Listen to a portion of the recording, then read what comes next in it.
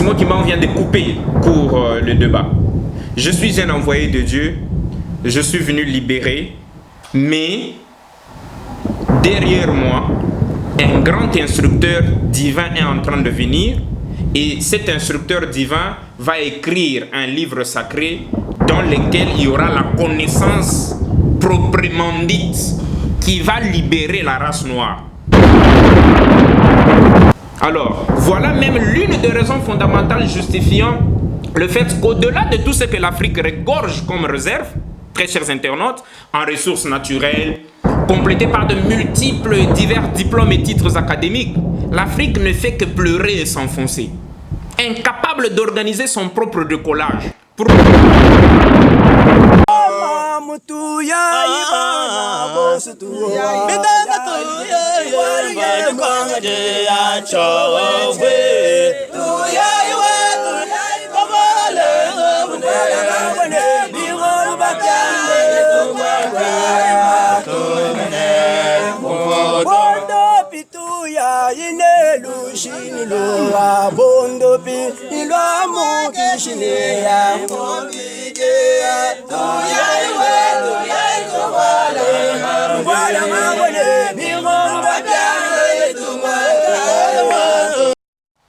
Encore de retour sur Missionnaire du Troisième Testament TV.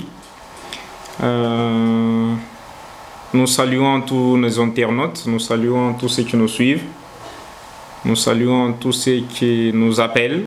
Et nous sommes vraiment très contents d'apprendre qu'il y a quand même des gens comme vous qui nous suivent. Vous êtes vraiment nombreux, on ne sait pas terminer toute la liste. Et nous sommes vraiment flattés d'apprendre qu'il y a des gens comme vous qui sont en train de nous suivre. Ça nous fortifie, ça nous donne le courage, surtout quand vous revenez à nous pour quelques précisions ou quelques remarques. Ça nous fait avancer et nous sommes très flattés de ça. Aujourd'hui, nous sommes là pour essayer de faire suite, une fois de plus, au numéro passé. Le numéro passé, si vous vous rappelez bien, c'était le Kimbanguistes ont trahi l'Afrique. Répondez-vous et revenez à la raison. Et comme vraiment suite à ce numéro, c'était aussi vraiment important que l'on présente très clairement, qui est véritablement l'instructeur divin prophétisé ou annoncé par Simon Kimbangu, lequel instructeur divin devait venir écrire un grand livre sacré dans lequel devaient être contenues des choses cachées pour la race noire et le peuple du Congo. C'est vraiment important qu'on tourne un peu, qu'on gravite un peu sur cet instructeur divin, tel qu'on a tenté de le brosser dans notre émission passée. Cet instructeur divin, tel que l'a dit Simon Kimbangu, il n'a pas seulement donné une prophétie vague, mais il a donné ces précisions-là, qu'il devait écrire un grand livre, et il a donné le contenu majeur de ces livres, tel que nous venons de le dire, et il est allé même très loin, à donner une précision chronologique pour dire que cet instructeur divin devait être là, et devait écrire même ce livre bien avant que Simon Kimbangu ne puisse quitter cette terre. Alors, ce numéro, on va essayer, nous l'intitulons Mbai Kazadin Kobongu, prophète majeur annoncé par Simon Kimbangu. Voilà le titre que nous donnons à cette émission. Si vous voyez très bien de par le titre, nous vous présentons déjà le nom de cet instructeur divin que Simon Kimbangu avait annoncé depuis 10 septembre 1921. Alors, notre petit numéro d'aujourd'hui aura deux grands points. Et on va terminer par une petite conclusion. Le premier, c'est qui est véritablement Simon Kimbangu? Je sais qu'on a essayé un peu de parler sur ça dans notre émission passée. Mais ici, on va encore revenir pour essayer de donner beaucoup plus de logique à ce que nous allons dire au deuxième point, qui sera lui nommé qui est Mbaye Kazadin Kobong. Et enfin, on va finalement conclure. Alors, comme premier point, très chers internautes, qui est Simon Kimbangu? En spiritualité, la meilleure façon de connaître ou d'identifier quelqu'un, pas même en spiritualité, même dans tous les domaines, en principe, la meilleure façon d'identifier quelqu'un, c'est d'interroger la personne concernée pour savoir d'abord ce que cette personne dit d'elle. Qu'est-ce qu'elle dit d'elle? Et d'interroger maintenant les sources extérieures pour savoir ce que ces sources disent de cette personne.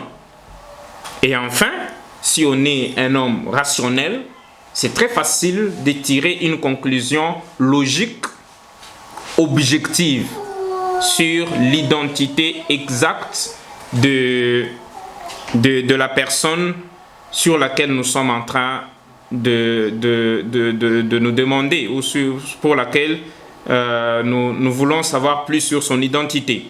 Alors, qu'est-ce que Simon Kimbangu dit de lui-même? Et nous l'interrogeons lui-même avant que l'on dise qui est véritablement Simon Kimbangu. Parce qu'il y a des gens qui le prennent pour le rédempteur de l'Afrique, le libérateur, le sauveur de l'Afrique.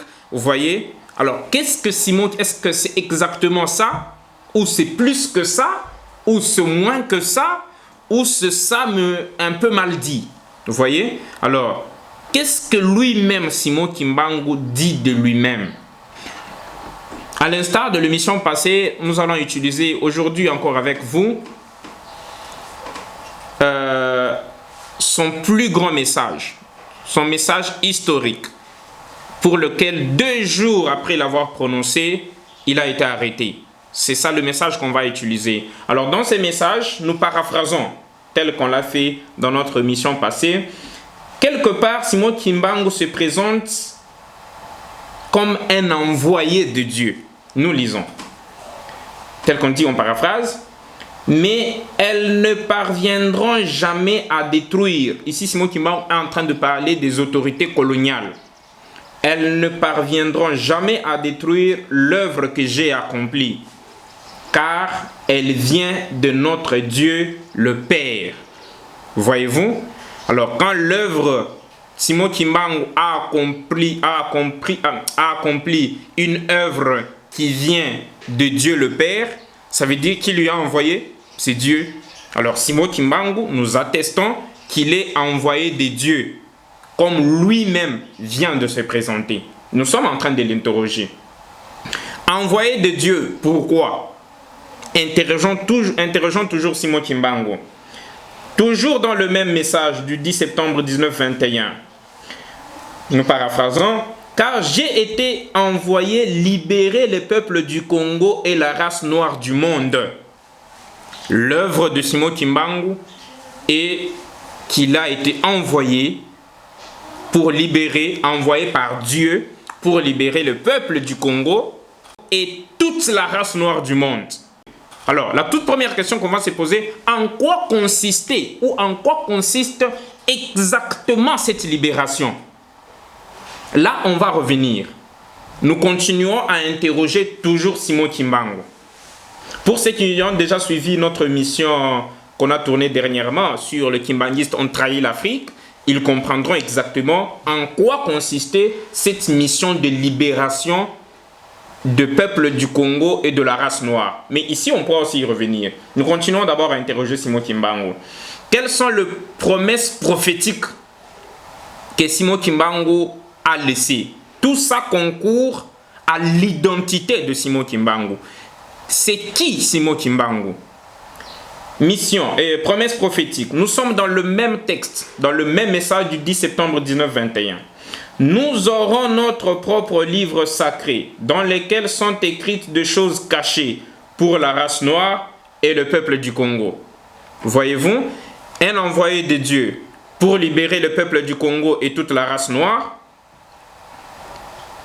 En troisième position, il promet que l'Afrique ou le noir devrait avoir son propre livre sacré dans lequel on savait y lire des choses cachées pour la race noire et plus spécialement pour le peuple du Congo. Jusque-là, il n'a rien dit. Est-ce que ça fait partie de sa mission de libérateur d'écrire ces livres?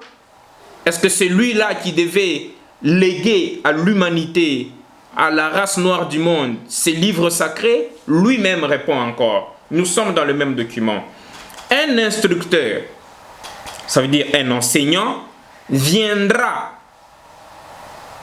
nous paraphrasons, pour écrire ce livre. Sans cet instructeur qui préparera le peuple, il faut que le peuple du Congo soit instruit. Simon Kimbangu vient de couper court le débat. Je suis un envoyé de Dieu, je suis venu libérer, mais derrière moi, un grand instructeur divin est en train de venir et cet instructeur divin va écrire un livre sacré dans lequel il y aura la connaissance proprement dite qui va libérer la race noire. Parce que jusqu'au moment où il parlait, ce qui fait de notre esclavagisme spirituel, nous, le noir, c'est l'ignorance. Le noir ne se connaît pas. Le noir ne connaît pas l'importance des cogito ergo sum. Le noir ne connaît pas encore ça. Voyez-vous? Alors Simon Kimbangu promet de remplacer cette ignorance par une nouvelle connaissance. Mais il est très honnête. Il est fidèle à la prophétie, aux révélations, à l'inspiration, pour dire, c'est pas lui auteur de cette connaissance. Mais quelqu'un d'autre était en train de venir après lui. C'est lui que nous vous présentons aujourd'hui, du nom de Mbaye Kazadin Kobong. On va le prouver avec vous. Est-ce que c'est lui que nous venons de vous citer, l'élu divin et l'envoyé Ilungambi Mbaye Kazadin Kobong? A-t-il vraiment rempli tous les critères de cet instructeur divin promis ou annoncé par Simon Kimbangu? Nous continuons. Donc là, comme conséquence logique et objective, si nous interprétons ces explications de Simon Kimbangu que nous venons de lire, ou bien ces messages de Simon Kimbangu, il se reconnaît exactement et clairement dans ce message comme étant un envoyé de Dieu. Vous voyez? Avec comme mission la libération du peuple du Congo et de la race noire. Très honnêtement, les plus attentifs ont déjà conclu avec moi que la mission de libération assignée à Simon Kimbangu par Dieu est très clairement reconnue par lui-même. C'est laquelle? Alerter le peuple du Congo et toute la race noire du monde, c'est-à-dire tous les Africains partout où ils se retrouvaient, les avertir, le mettre en éveil pour leur dire quoi? Derrière moi, venez un plus grand que moi. Un grand instructeur divin d'origine africano-congolais qui devrait lui venir finalement, sous inspiration divine bien sûr, écrire un très grand livre sacré devant contenir des choses cachées pour la race noire et plus spécialement pour le peuple du Congo. Voyez-vous, c'est ça l'explication nette du sens « Je suis envoyé pour libérer le peuple du Congo », les alerter, le mettre en éveil, le mettre sous l'orbite d'attente, de réveiller leur esprit pour qu'ils soient éveillés, qu'ils soient attentifs à la suite d'événements qui devaient se passer au Congo et en Afrique, parce que du Congo devait sortir le libérateur proprement dit. Voyez-vous, c'est comme le disait Cheikh Anta Diop dans son livre intitulé Nation, nègre et culture, où il dit, si tu as toutes les connaissances du monde et que tu ne sais pas qui tu es, eh bien tu ne sais rien. Car la connaissance commence par la connaissance de soi, quelque chose comme ça. Et si nous voulons compléter par une autre pensée de Victor Hugo, qui lui a dit, quand le peuple sera intelligent, alors et seulement le peuple sera souverain. Donc on ne peut pas avoir un peuple souverain ignorant. Impossible. Il fallait d'abord instruire le peuple. Il fallait d'abord former le peuple. Il fallait d'abord amener le peuple à une maturité spirituelle. Là, il est un peuple intelligent. Il est un peuple mature. Il est un peuple instruit. Ainsi, un peuple comme ça peut se battre pour sa souveraineté. Pas même se battre, parce que dès qu'on est déjà intelligent, dès qu'on est déjà mature, dès qu'on est déjà spirituellement mature, automatiquement on est souverain. Alors, voilà même l'une des raisons fondamentales justifiant le fait qu'au-delà de tout ce que l'Afrique regorge comme réserve, très chers internautes, en ressources naturelles, complétées par de multiples et divers diplômes et titres académiques, l'Afrique ne fait que pleurer et s'enfoncer. Incapable d'organiser son propre décollage. Pourquoi? Vous pouvez avoir, tel que nous venons de dire, la pensée de Cheikh Anta Diop, vous pouvez avoir toute la connaissance du monde. Mais aussi longtemps que vous ne saviez pas qui vous êtes, parce que la vraie connaissance commence par la connaissance de soi. Si vous ignorez qui vous êtes, eh bien, vous ne connaissez rien. Voilà pourquoi l'histoire précoloniale de l'Afrique ne se dit pas à haute voix, ne s'écrit pas dans des livres, ne s'écrit pas. Parce que si on crie sur cette histoire précoloniale, l'homme noir comprendra qui il est véritablement. Il comprendra que c'est lui le moteur, il comprendra que c'est lui le commandant en principe de cette humanité. Comment voulez-vous qu'on arrive à un développement au moment où nous continuons à ignorer énormément beaucoup sur nous-mêmes, Africains, et plus spécialement sur nous Congolais, qui constituons le cœur de l'Afrique? Imaginez l'état d'un corps fonctionnant avec un cœur toujours malade. On a toujours appelé le Congo, c'est le cœur de l'Afrique. Mais quand un cœur ignorant, ça veut dire c'est un cœur malade. Imaginez l'organisme humain qui fonctionne avec un cœur toujours malade. Un cœur maladif, si on peut dire comme ça. Vous voyez l'état des cheveux, les bras et les pieds et la peau? Regardez la situation de l'Afrique. Vous allez comprendre quelque chose. D'où, au-delà de tous nos diplômes, nos titres académiques, nous continuons à être de peuples ignorants. Car la connaissance commence par la connaissance de soi. Ton véritable passé, ton véritable origine, ton véritable pouvoir intrinsèque. Voilà la raison majeure et impériale pour laquelle Simon Kimbangu a alerté l'Afrique de la venue de ce grand instructeur divin, le véritable sauveur de ce continent, berceau de l'humanité, à travers son livre, un livre sacré, qui devait être restaurateur de vérités cachées et révélateur de tous les mensonges millénaires montés sur les Africains et contre les Africains, et plus spécialement contre les Congolais. Ce n'est qu'à travers ce livre que la race noire du monde devrait finalement connaître une libération véritablement effective et être ainsi un peuple véritablement souverain. Voyez-vous? Donc là, nous venons de voir ce que Simon Kimbangu a dit de lui. Nous venons d'expliciter cela en plusieurs sens. Alors, que disent d'autres sources sur l'identité de Simon Kimbangu? On l'a dit au début, la meilleure façon de comprendre quelqu'un, c'est de l'interroger pour savoir ce que cette personne dit d'elle-même, et d'interroger les sources extérieures et finalement tirer une conclusion logique. Qu'est-ce que d'autres sources disent de Simon Kimbangu? Nous sommes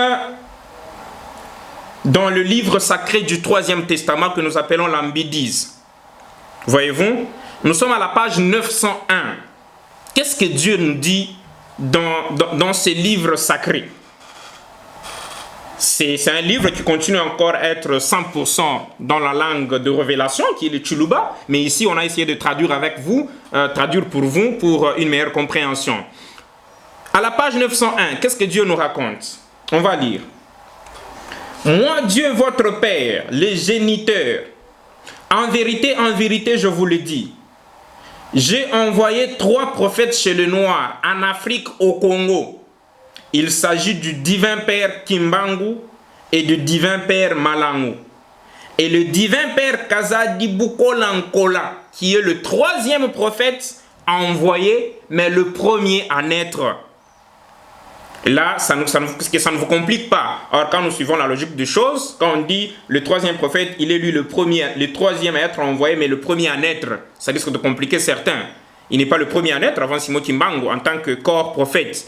Mais il y a une différence entre, c'est là où la catégorisation de prophètes entre le prophète précurseur, le prophète messianique, ou qu'on appelle encore le prophète majeur, qu'on appelle encore le prophète testateur, ou qu'on appelle encore le prophète christique.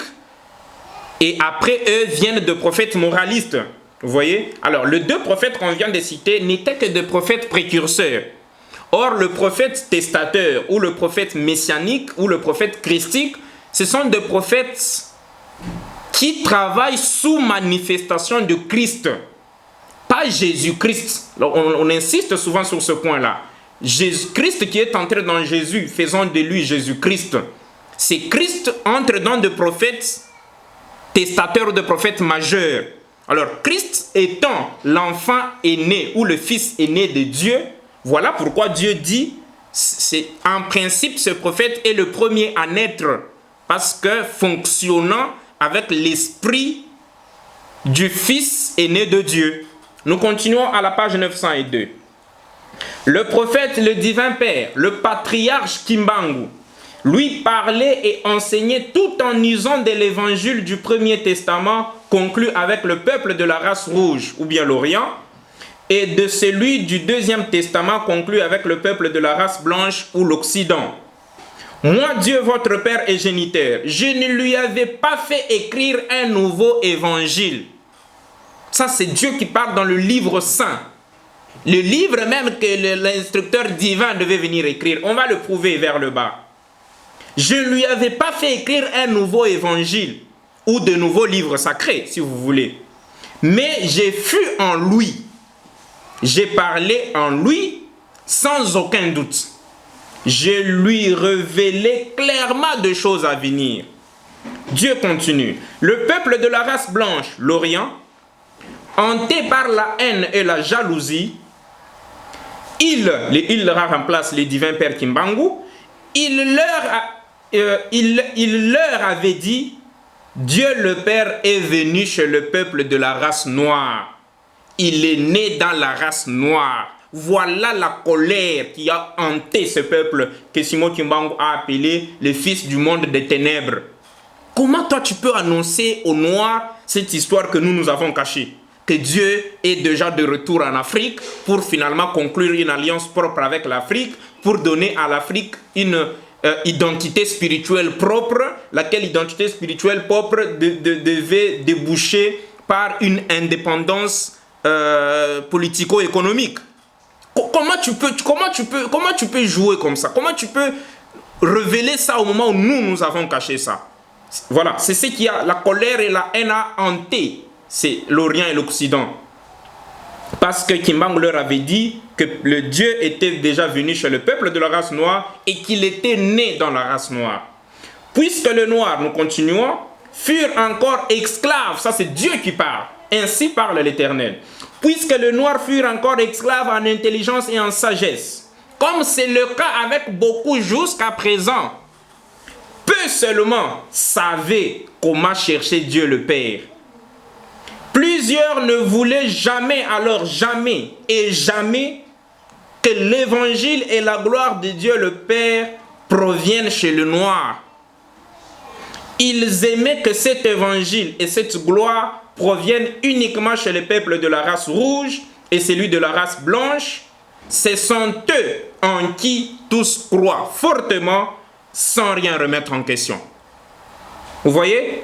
Beaucoup d'hommes jusqu'à présent continuent à croire que seul le peuple de la race rouge, ou bien l'Orient, et celui de la race blanche, l'Occident, sont les seuls à avoir une divinité.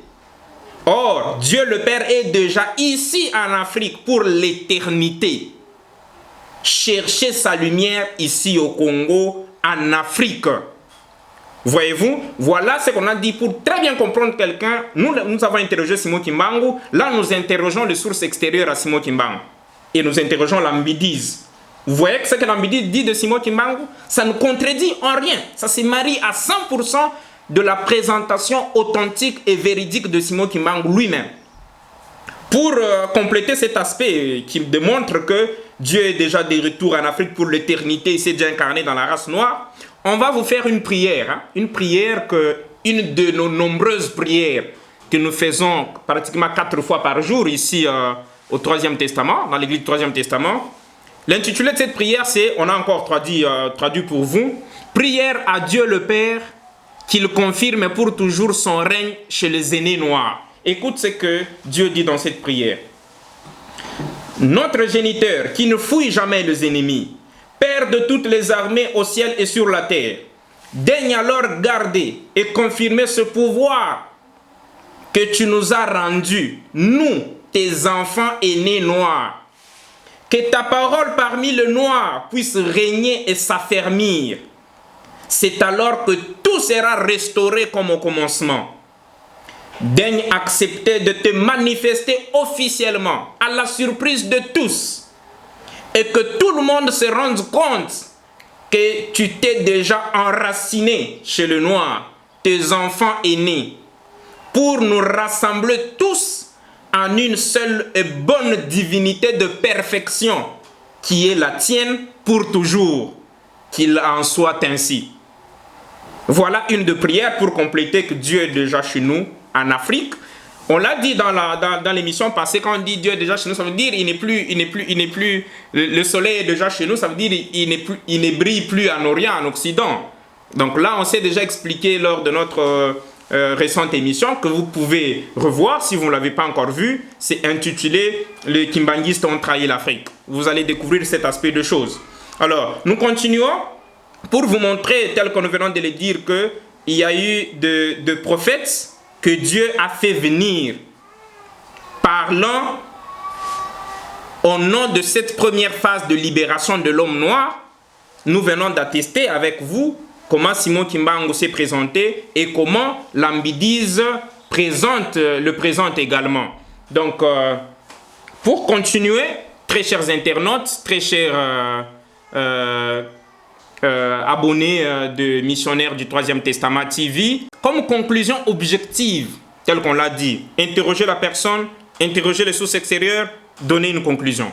Comme conclusion objective sur l'identité de Simon Kimbangu, à la lumière de ce qui précède, que nous venons de vous démontrer, il va de soi que Simon Kimbangu n'était qu'un grand prophète précurseur de notre grand prophète majeur qui était à venir. Lui-même se présentait, de sources extérieures l'ont approuvé.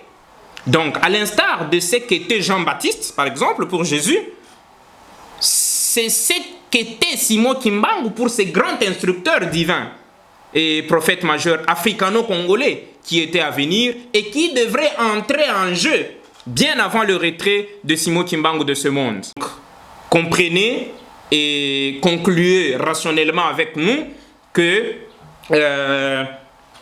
Simon Kimbangu était précurseur et que derrière lui devait venir un très grand prophète, un messie africain, un libérateur définitif, un instructeur divin, un sauveur africain qui devait finalement libérer le peuple, qui devait instruire, former et amener la race noire à la maturité spirituelle et finalement libérer la race noire de l'esclavagisme spirituel et lui accorder une indépendance spirituelle ou une identité spirituelle propre.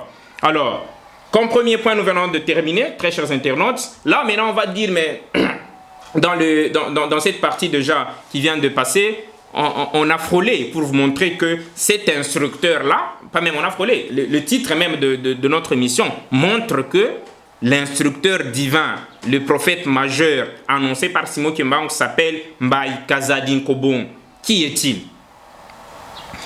C'est un monsieur, c'est un Congolais d'origine kassaïenne. Il est né un certain 14 avril 1910. On va vous passer une petite historique. On va élaguer toute la partie non utile pour prendre la partie vraiment qui se colle aux caractéristiques de l'instructeur divin annoncé par Simon Kimbangu. Alors, né un 14 avril 1910, tel que nous venons de le dire, on est un 14 mars 1928. Dieu lui fait voir ce pourquoi Simon Kimbangu avait qualifié les autorités coloniales et les missionnaires catholiques et protestants des peuples du monde de ténèbres. Dieu lui fait voir ça un certain 14 avril 1928, en lui réveillant à minuit pour lui faire découvrir ce que le prêtre catholique installé à Lusambo, nous taisons le nom de la paroisse, organisait comme pratique diabolique en pleine maison dite des dieux, à minuit. Si vous avez la chance de venir et de porter dans vos mains les livres du Troisième Testament, vous lirez cette histoire en intégralité. À minuit, Dieu lui a fait réveiller, il lui a fait pénétrer très mystiquement dans une paroisse hermétiquement fermée, où s'est passé des pratiques diaboliques par de prêtres catholiques, par de missionnaires catholiques blancs. Et c'est à partir de là que lui qui était catholique, au moment où on lui fait découvrir ça, qu'il comprendra que non. Donc tous ces habillements ecclésiastiques qu'on nous porte chaque dimanche et tous ces eaux qu'on nous asperge, ce ne sont pas vraiment de pratiques de Dieu. Ces peuples, c'est pratiquement un peuple qui est déjà retourné en alliance avec Satan, mais il y a une couverture apparente de Dieu. Vous voyez? Alors, nous sommes en 18 septembre 1936. L'histoire de 1928 est passée. Nous fermons plus de détails pour ne pas déranger certaines sensations. Nous sommes un 18 septembre 1936 à 13 h. Qu'est-ce que le divin Père, Mbaye Kazadi Nkobong, relate? Qu'il a vu à l'heure 13 h que nous venons de citer, quelqu'un descendre du ciel, habillé tout blanc, et arrivé à 3 mètres de la terre. Il s'est suspendu là, l'a appelé et s'est présenté au nom de Dieu le Fils, ou le Christ, ou le Fils aîné de Dieu, pas Jésus-Christ. Christ, Fils aîné de Dieu, qui s'était aussi incarné dans l'homme Jésus pour faire de lui Jésus-Christ. Alors, c'est Christ se présente à lui et lui dit, « Je suis Dieu le Fils, Dieu le Père m'a envoyé pour conclure avec toi le 3e et dernier testament. » Une causerie d'un intervalle de 3 heures, c'est pas ça. Et si vous lisez la Bible en Apocalypse 14, 6, 7 et Apocalypse 11, 19, vous allez comprendre que ce qui s'est passé le 18 septembre 1936 à 13 h, c'était pratiquement l'accomplissement de ces 2 versets précités. On les a déjà largement expliqués dans une de nos émissions passées que nous avons eu à intituler « Pourquoi l'avènement d'un 3e testament fut-il soigneusement caché ?» Si vous regardez sur nos vidéos postées, vous allez voir en profondeur ce que veut dire ces 2 versets que nous venons de donner. Nous sommes le 9 mai 1945, à partir de 3 h. C'est le début de la rédaction du livre sacré de cette alliance qui fut conclue en 1936. Je répète, 9 mai 1945, pratiquement un jour après la fin de la Deuxième Guerre mondiale. Ceux qui sont initiés comprennent déjà l'importance et la profondeur mystique de cette date. Alors, Dieu, le Fils, lui apparaît encore pour lui dire « Ok, Dieu m'envoie maintenant pour te faire écrire. » Avant, il parlait seulement. En 1936, ils ont juste parlé pendant un intervalle de 3 heures. Et finalement, c'est en 1945 qu'il lui dit « Ok, tout ce que je t'ai déjà révélé et tout ce que je viens de te révéler aujourd'hui, mets cela par écrit. » Commence à écrire le livre sacré du 3e testament. Nous répétons, nous sommes le 9 mai 1945, avant que Simon Kimbangu puisse quitter cette terre. Et au moment où nous parlons, il est en prison à Lubumbashi, à Elisabethville.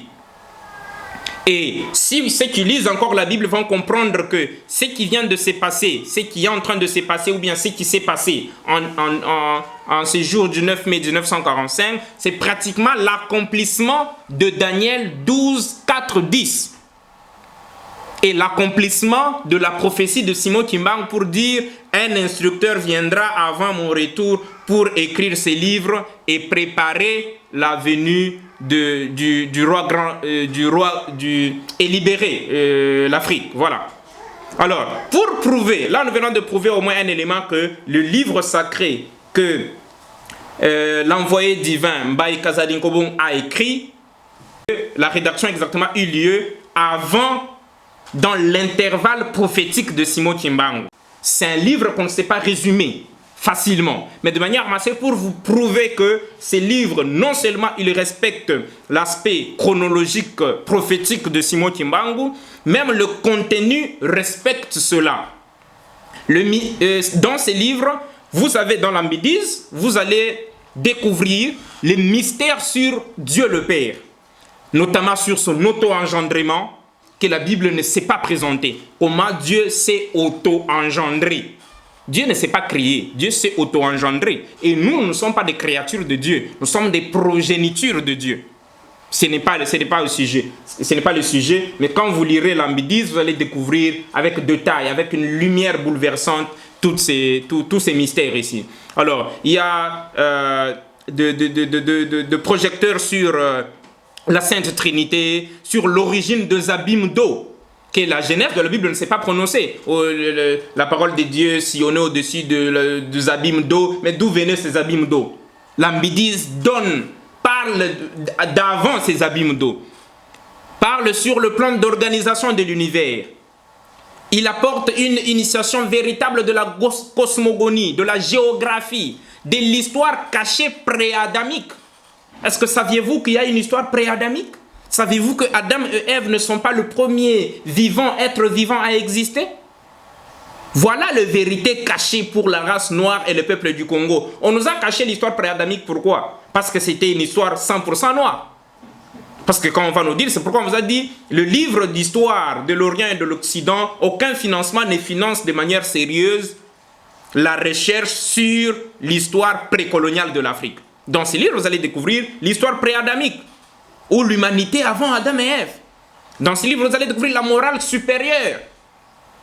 Vous voyez, l'Ambidise jette un grand coup de projecteur sur ce que le péché originel dit péché d'Adam et Ève. Pas le parabole de la pomme ou d'un fruit. Le vrai sens du péché d'Adam et Ève. Le vrai sens de ce qu'on appelle l'arbre de la connaissance du bien et du mal. L'arbre de la vie. L'origine même du mal. C'est quoi le mal? C'est quoi la puissance du mal? C'est quoi le mal? Ce livre nous parle du secret de la naissance de continents, avec une genèse claire et complète, parlant de la précision nette et de la situation géographique du jardin d'Éden. On vous donne le 7 rivières congolaises qui forment la superficie précise, la circonscription qu'on appelait jardin d'Éden. C'est une surprise pour certains quand nous sommes en train de dire que le jardin d'Éden n'était pas en Asie, tel qu'on nous fait voir dans nos documentaires très bien financés. Pourquoi Simon Kimbangu dit le livre contiendra des choses cachées pour la race noire et plus spécialement pour le peuple du Congo. Dans ces livres, vous allez découvrir que le jardin d'Éden, c'est ici, au Congo, et plus précisément, on peut aller plus loin pour dire dans l'espace Grand Kassai. Nous nous limitons par là parce que ce n'est pas le sujet à l'ordre du jour. Ça nous donne l'origine de race. Comment on dit l'Afrique est le berceau de l'humanité? Comment est-ce que le premier être à être engendré? Noir, oui, parce qu'on reconnaît, même la science aujourd'hui, bien que la Bible, lui, elle ne reconnaît pas, mais la science reconnaît que l'Afrique est le berceau de l'humanité. Alors l'origine de race, alors d'où vient la race rouge? Ou bien d'où vient l'Asie? D'où vient la race qui est en Europe? Ces livres nous les témoignent avec toutes les preuves prophétiques et scientifiques.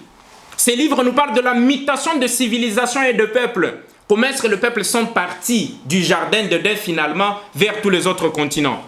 De la longue et complexe et riche histoire précoloniale de l'Afrique. Vous découvrez ça dans ces livres-là. En la lisant, vous comprendrez pourquoi l'histoire africaine précoloniale n'est pas suffisamment connue. En lisant l'Ambidise, vous allez comprendre qui cache cette histoire pré-adamique, qui cache cette histoire précoloniale de l'Afrique et pourquoi est-ce qu'on la cache. Elle nous livre, l'Ambidise, un cours inédit sur l'angéologie, sur les astres, sur la faune, sur la flore. Un cours très loin différent et extrêmement supérieur à ce que la Bible ainsi que d'autres livres sacrés nous présentent. Vous voyez, grosso modo, les saintes écritures midistes ou midites, qui proviennent de la sainte Midise, renferment plusieurs grandes révélations inédites, devant faire d'ailleurs l'objet de très grandes études supérieures post-universitaires en théologie et en plusieurs autres disciplines. D'ailleurs, rendez-vous en 2021, d'ici le mois de septembre. Très grand merci à tous ceux qui sont en train de nous suivre, ces grands chercheurs scientifiques qui approuvent les révélations que ce livre nous apporte et qui se sont même décidés de venir projeter l'aspect scientifique qui approuve cet aspect révélation, cet aspect prophétique que ce livre nous présente. Donc c'est vraiment une grande bibliothèque d'une haute école jamais instituée sur terre. Pour très bientôt, et à coup sûr, les doctorats en théologie ainsi que plusieurs autres disciplines, très chers internautes, connus, vont tomber caduques. Loin d'être une prétention orgueilleuse, mais un constat évident et qui va désormais se vérifier partout, à partir du Congo et en Afrique, ainsi que vers le monde. Et le point de déclencheur de cette étape de choses, rendez-vous septembre 2021.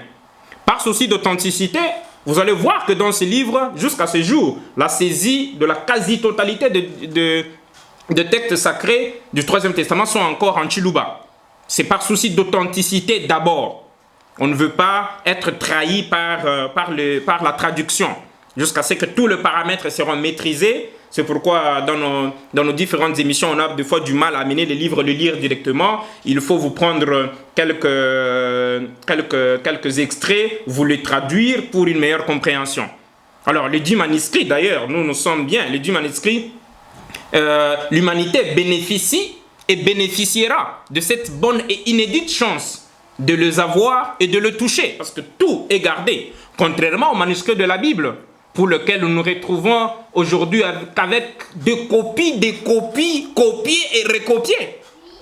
Fruit d'un criminel plan de falsification par troncature et torsion. Nous avons déjà eu à démontrer dans nos prochaines émissions, dans nos émissions précédentes.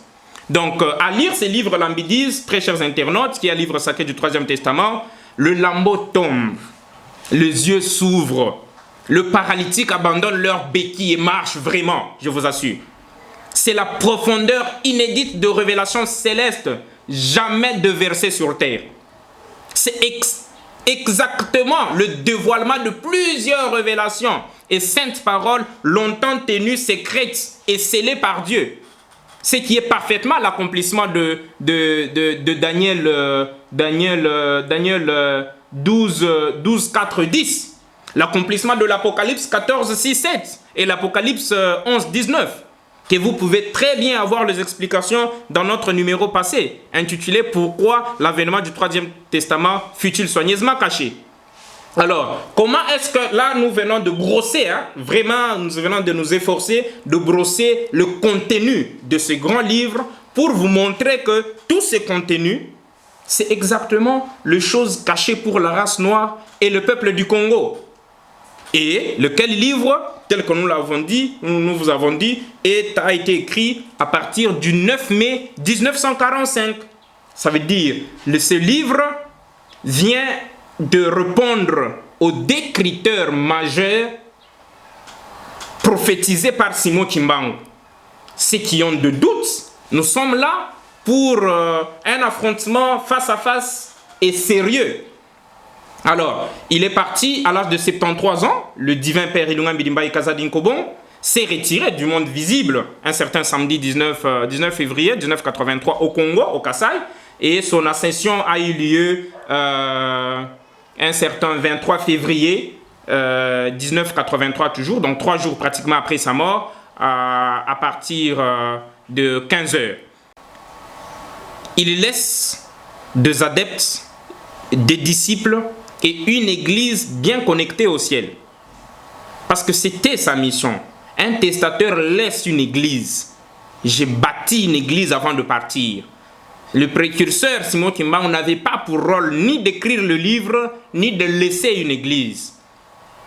Au contraire, avait pour rôle d'alerter, de mettre l'Afrique sur l'orbite d'attente de réveiller, de dire gardez vos yeux grandement ouverts parce que devant nous là, ou derrière nous là, il y a quelque chose qui est en train de venir. Un grand instructeur qui viendra finalement nous conduire à la maturité spirituelle. Alors, une église très bien connectée au ciel, quand je dis très bien connectée au ciel, c'est sérieux.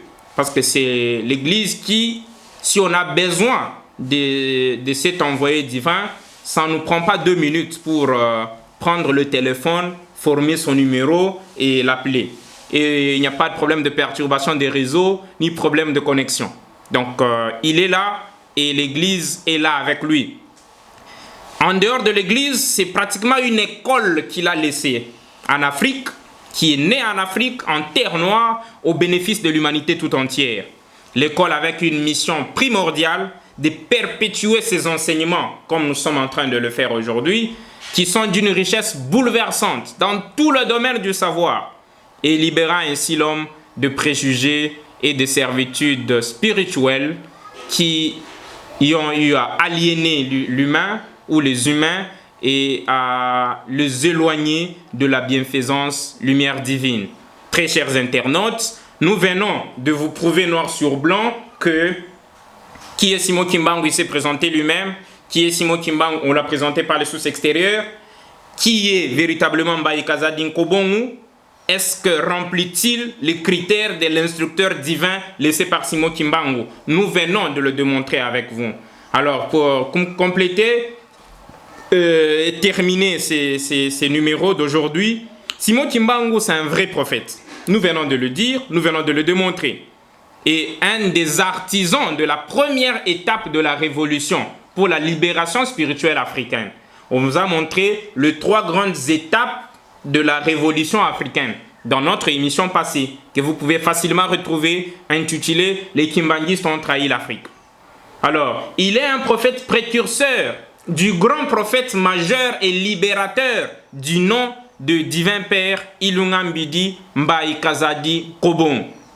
C'est lui que nous venons de vous présenter, qui est légateur suprême du 3e et dernier testament, issu de la 3e et dernière alliance que Dieu le Père a conclue avec lui depuis un certain 18 septembre 1936, conclue avec lui au nom de toute la race noire, au bénéfice de l'humanité tout entière, comme le dit clairement le 7e objectif assigné à cette église du 3e testament, qui dit, je stipule, le 3e testament est conclu avec l'envoyé divin Mbaye Kazadi Nkobongu pour rassembler toute l'humanité sous une seule divinité, laquelle divinité a le pouvoir de maîtriser et doter la mort pour faire bénéficier à tous le noir, le rouge, le blanc, les anges et tous les êtres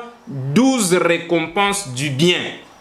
On vous a démontré encore dans l'émission passée les 12 récompenses du bien. Il y aura toute une émission spéciale par rapport à ça. Mais vous pouvez déjà retrouver le sens de ces 12 récompenses en lisant l'Apocalypse, si je ne m'abuse pas, 22, 1 à 5. Donc, pour plus ample détail sur ces grands instructeurs divins du nom de Mbaye Kazadi Nkobongu, nous vous donnons rendez-vous dans nos prochaines émissions. Il y a quelque chose qui vous a échappé, il y a quelque part, nous sommes allés vite, vous avez besoin d'un détail complémentaire, n'hésitez pas de nous écrire dans les commentaires, ça nous permettra de voir avec quelle émission revenir plus vite afin de vous satisfaire et vous mettre à l'aise. Que vive le prophète précurseur Simon Kimbangu, que vive le prophète majeur et instructeur, libérateur de l'Afrique et sauveur du monde, Mbaye Kazadi Nkobongu, que vive la République démocratique du Congo, pays béni et choisi par Dieu pour la restauration du royaume des cieux sur terre, que vive la race noire du monde, et rendez-vous au sommet et au retour à l'authenticité. N'oubliez pas de liker nos émissions, n'oubliez pas de le partager au maximum, n'oubliez pas d'inviter vos amis et connaissances afin que finalement cette connaissance, nouvelle connaissance de l'instructeur divin et libérateur véritable de l'Afrique et de l'humanité, ces enseignements soient connus par tous, afin que soit déclenchée la véritable formation qui doit nous conduire à la maturité spirituelle. Ainsi dit, bye, je vous remercie.